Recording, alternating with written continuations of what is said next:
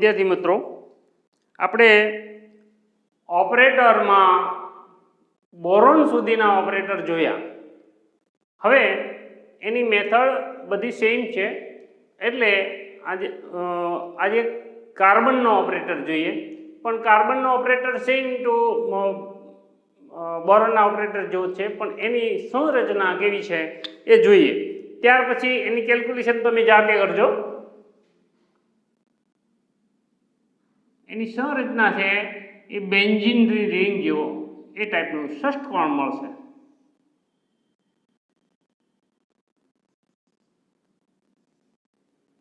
અને અહીં કેન્દ્રમાં એનું કેન્દ્ર છે, એટલે અહીંયા આવશે, અહીંયા 5 ની બદલે આપણે બોરોનમાં 6 હતા, અરે 5 હતા, એ રીતે અહીંયા 6 ઇલેક્ટ્રોન આવશે. E1, E2, E3, E4, E5 અને E6 આ રીતે મળશે.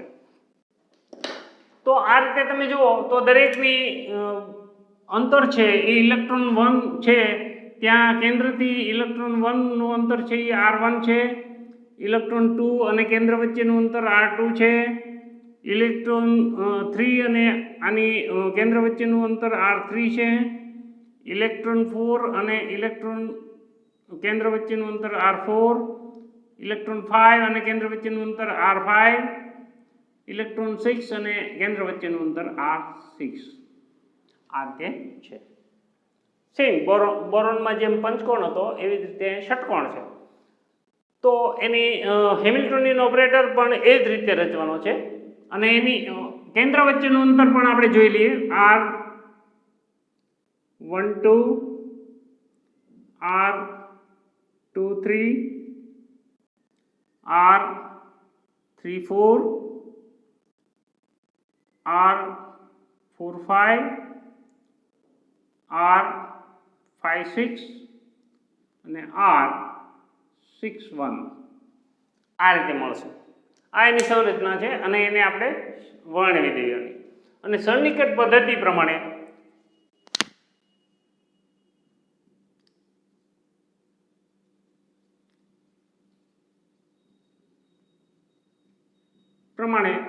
હેમિલ્ટોનિયન ઓપરેટર આ પ્રમાણે રચી શકાય એમ લખવાનું છે. તો crate H is equal two crate T plus crate V આમ લેવાનું છે. આને સમીકરણ 1 કહેવાનું છે, કોમન જ છે, આની પહેલા પણ આપણે જોઈ ગયા એ જ પ્રમાણે છે. તો આ રીતે લેવાનું છે, જ્યાં ક્રેટ T છે એ ગતિ શક્તિકારક છે, ક્રેટ V છે એ સ્થિતિ શક્તિકારક છે. ક્રેટ T છે એ એની વેલ્યુ મૂકી દેવાની -s cross h square upon 2m, અને del 1 square, del 2 square, del 3 square એવા 6 ડેલ્ટા લેવાના છે. બોરોનમાં જેમ 5 આવ્યા હતા આમાં 6 લેવાના છે. આ રીતે તમારે ગતિશક્તિકારક શોધવાનું છે. સ્થિતિ શક્તિકારકની અંદર આકર્ષણ શક્તિ અને અપાકર્ષણ શક્તિ. તો આકર્ષણ શક્તિ એ કેન્દ્ર અને 6 ઇલેક્ટ્રોન વચ્ચે છે, અને અપાકર્ષણ શક્તિ છે એ કેન્દ્ર આ ઇલેક્ટ્રોન 1 અને 2 વચ્ચે, ઇલેક્ટ્રોન 2 અને 3 વચ્ચે, ઇલેક્ટ્રોન 3 અને 4 વચ્ચે, ઇલેક્ટ્રોન 4 અને 5 વચ્ચે, ઇલેક્ટ્રોન 5 અને 6 વચ્ચે, એ બધી અપાકર્ષણ શક્તિ છે. તો એ અપાકર્ષણ એ લખી અને પછી સમીકરણ 3 મેળવવાનું છે.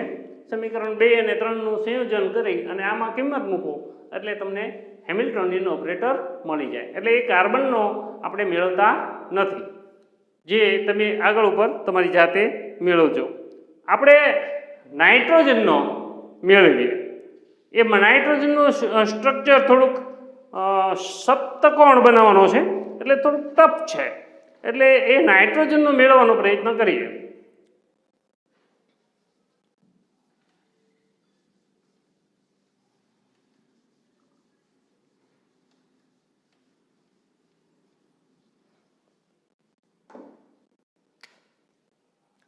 નાઇટ્રોજન માટે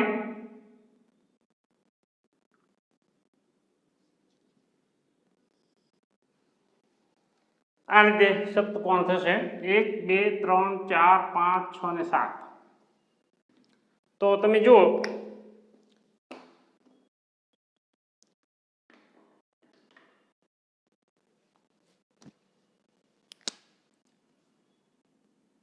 આ કેન્દ્ર છે,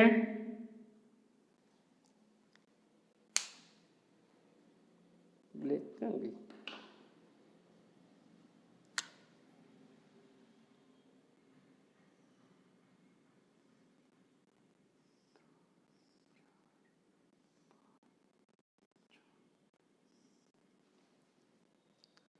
આ સપ્તકોણ બનાવવા માટે થોડુંક ટફ છે, એટલે આ રીતે બનાવવાનું છે. એમાં electron E1, E2, E3, E4, E5, E6, E7. કેન્દ્ર અને ઇલેક્ટ્રોન એક વચ્ચેનું અંતર R1 આપણે એઝ યુઝ્યુઅલ. કેન્દ્ર અને ઇલેક્ટ્રોન બે વચ્ચેનું અંતર R2, કેન્દ્ર અને ઇલેક્ટ્રોન 3 વચ્ચેનું અંતર R3, કેન્દ્ર અને ઇલેક્ટ્રોન 4 વચ્ચેનું અંતર R4, કેન્દ્ર અને ઇલેક્ટ્રોન 5 વચ્ચેનું અંતર R5, કેન્દ્ર અને ઇલેક્ટ્રોન 6 વચ્ચેનું અંતર R6 અને કેન્દ્ર અને ઇલેક્ટ્રોન 7 વચ્ચેનું અંતર R7. આવી રીતે બનશે. તો હવે તમે જુઓ, આ બે કેન્દ્ર બે ઇલેક્ટ્રોન વચ્ચેનું અપાકર્ષણ માટે જોઈએ તો R1 2, R2 3, R3 4, R4 5, R5 6, R6 7 અને R7 1. આવું થશે. તો આ રીતે એને વર્ણવી લેવાનું. પહેલા કેન્દ્ર અને ઇલેક્ટ્રોન એક વચ્ચેનું અંતર આપણે એક સાથે લખવું હોય, મોટું હોય તો એક સાથે પણ લખેવાય કે R1, R2, R3, R4, R5, R6 અને R7 અનુક્રમે કેન્દ્ર અને electron E1, E2, E3, E4, E5, E6 અને E7 વચ્ચેનું અંતર છે. જ્યારે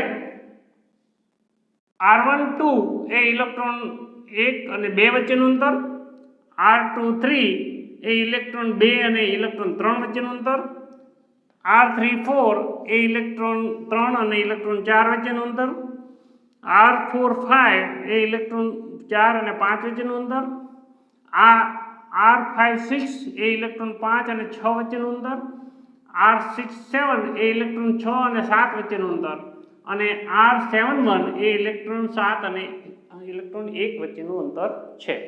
આવી રીતે લખી નાખો. ત્યાર પછી સન્નિકટ પદ્ધતિ પ્રમાણે આ છે નાઇટ્રોજન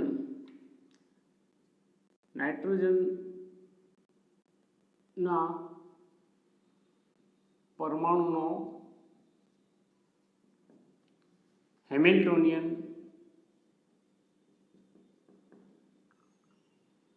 ઓપરેટર રચો. તો એ સન્નિકટ પદ્ધતિ પ્રમાણે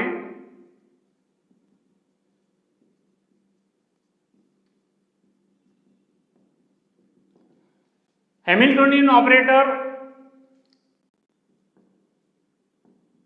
રચીએ તો crate H is equal two crate T plus crate V.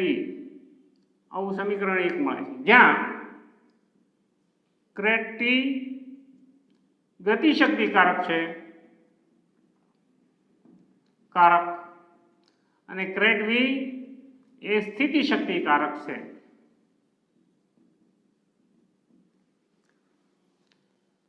અને સમીકરણ હવે 7 ઇલેક્ટ્રોન હોવાથી એ 7 ઇલેક્ટ્રોન કેન્દ્ર ફરતા ગતિ કરે છે, માટે ગતિશક્તિ 7 ઇલેક્ટ્રોન હોવાથી કેન્દ્ર ફરતા 7 ઇલેક્ટ્રોન ગતિ કરે છે, તેથી ગતિશક્તિ કારક crate T is equal two minus cross H square upon 2m. જો 7 ડેલ્ટા લખવા આપણે del 1 square plus del 2 square plus del 3 square plus del 4 square plus del 5 square plus del 6 square plus del 7 square. આ સમીકરણ 2 નામ આપી દો. આ સમીકરણ 2. હવે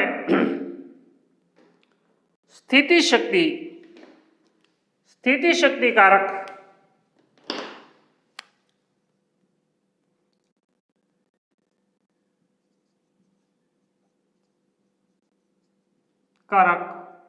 crate V is equal to આકર્ષણ શક્તિ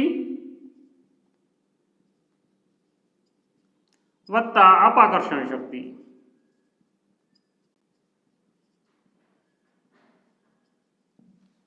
અપાકર્ષણ શક્તિ. તો આમ આકર્ષણ શક્તિ અને અપાકર્ષણ શક્તિની જે આપણે કિંમત મૂકીએ તો આકર્ષણ શક્તિ કોની વચ્ચે છે? કેન્દ્ર અને ઇલેક્ટ્રોન વચ્ચે. તો એક કેન્દ્ર છે ને સાથે 7 ઇલેક્ટ્રોન વચ્ચેનું આકર્ષણ છે. તો એ કુલમ્બના નિયમ પ્રમાણે એ શબ્દ લખવાનો છે. કુલમ્બના નિયમ પ્રમાણે crate V is equal to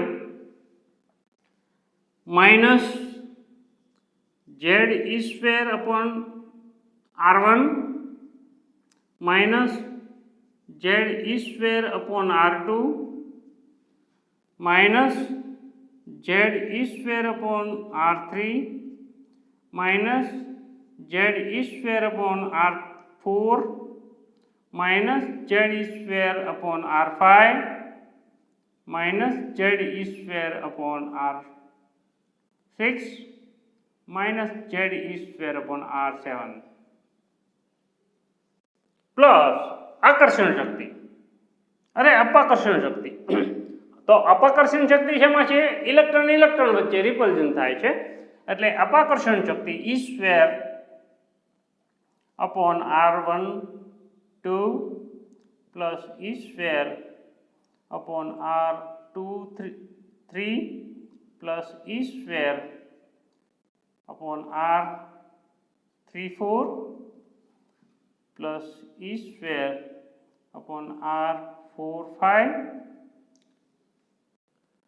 plus E square upon R56 plus E square upon R67 plus E square upon R71 આમ છે.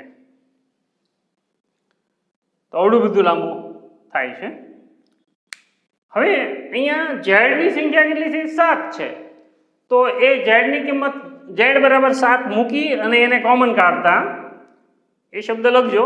Z બરાબર 7 મૂકતા અને એને સામાન્ય કોમન કાઢતા minus crate V is equal two minus 7 Z ની કિંમત 7 7 E square into bracket 1 upon R1 plus 1 upon R2 plus 1 upon R3 plus 1 upon R4 plus 1 upon R5 plus 1 upon R6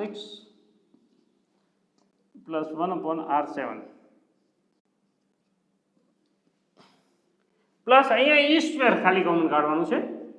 E square 1 upon R12 plus 1 upon R23 plus 1 upon R34 plus 1 upon R45 plus 1 upon R56 plus 1 upon R67 plus 1 upon R71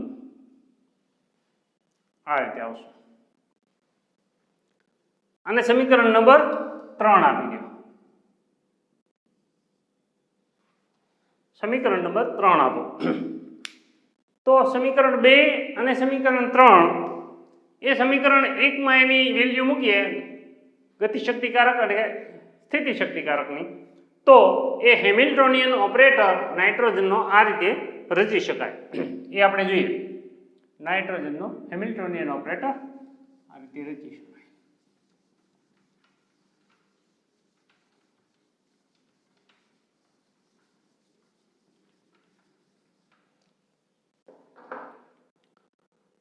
તો પહેલા એની કિંમત તો લખવી પડે, પછી આપણે એનું સામાન્યકરણ કાઢશું.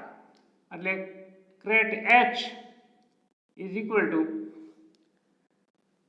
Minus પહેલા ટીની કિંમત cross H² upon 2m del 1² plus del 2² plus del 3² plus del 4² plus del 5² plus del 6² plus del 7². 7 electron એટલે 7 delta minus 7e² into bracket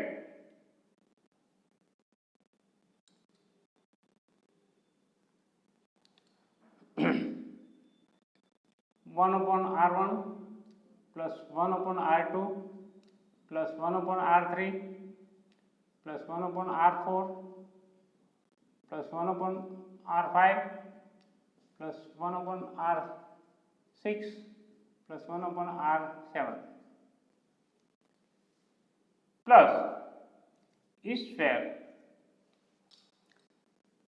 1 upon R12 plus 1 upon R23 plus 1 upon R34 plus 1 upon R45 plus 1 upon R56 plus 1 upon R67 plus 1 upon R71. આ રીતે કિંમત મૂકતા આવું સમીકરણ મળે છે. હવે એની ઉપરથી હેમિલ્ટોનિયન ઓપરેટરનું સામાન્ય સમીકરણ આપણે લઈએ તો એ આવું થશે. Crate H is equal two minus cross H² 2m sigma I is equal to 1 to I is equal to 7 del I², short form, minus 7e² sigma I is equal to 1 to I is equal to 7 1 upon Ri plus e² sigma Ij is equal to 1 to 7 to Ij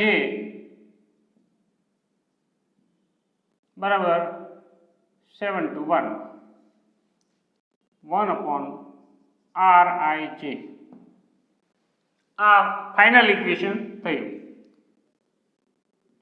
ચોથું એટલે આમ નાઇટ્રોજનનો Hamiltonian operator રચવો હોય તો એને આ રીતે સામાન્ય સમીકરણમાં દર્શાવી શકાય.